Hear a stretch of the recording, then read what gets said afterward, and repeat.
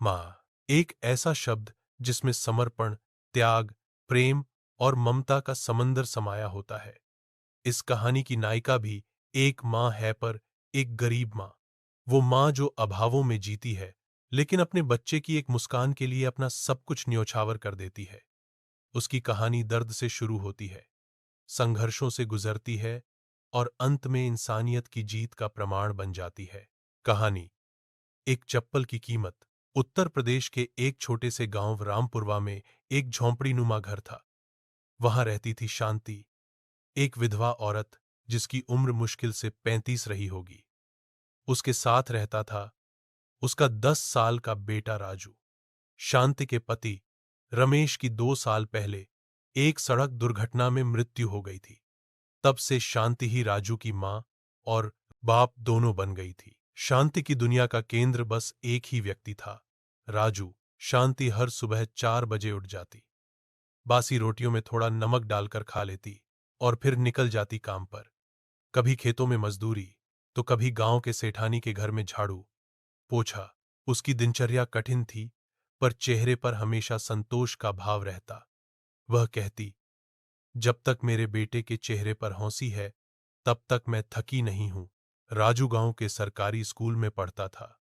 पढ़ने में तेज था और सपना देखता था बड़ा अफसर बनने का। लेकिन गरीबी कब किसी के सपनों की इज्जत करती है। एक दिन की बात, सर्दियों की एक सुबह थी। ठंडी हवाएं हड्डियों में चुभ रही थीं।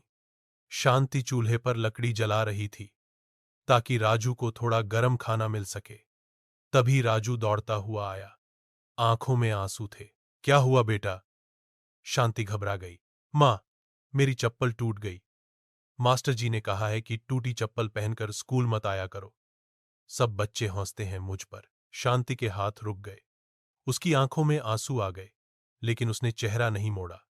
उसने झटपट आंसू पोंछे और मुस्कुराकर कहा, तू स्कूल जा, मैं तेरे लिए नई चप्पल लाऊंगी। पर वो जानती थी, उसकी जेब में मात्र 8 रुपए थे। मां की कोशिशें। शांति ने अगले कई दिन और अधिक मेहनत की। औरों के खेतों में दोहरी मजदूरी की, सेठानी के घर का छज्जा भी साफ किया। वह बीमार पड़ी लेकिन रुकी नहीं। हर रात जब राजू सो जाता, वह अपने पुराने बक्से में रखे पैसे गिनती। धीरे धीरे 100 रुपए हुए, फिर 200। मगर गांव में साधारण सी चप्पल भी 250 से कम नहीं मिलती थी। एक दिन उसने अपने एकमात्र नए साड़ी का किनारा फाड़ा और उससे पायदान बनाया। उसे बेचने के लिए गांव के मेले में गई।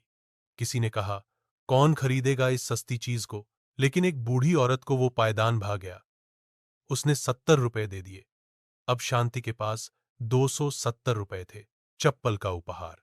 एक संडे की सुबह थी। राजू घर में सो रहा था। शांति बाजार से नई नीली रंग की चप्पल लाकर रख दी उसके तकिए के पास।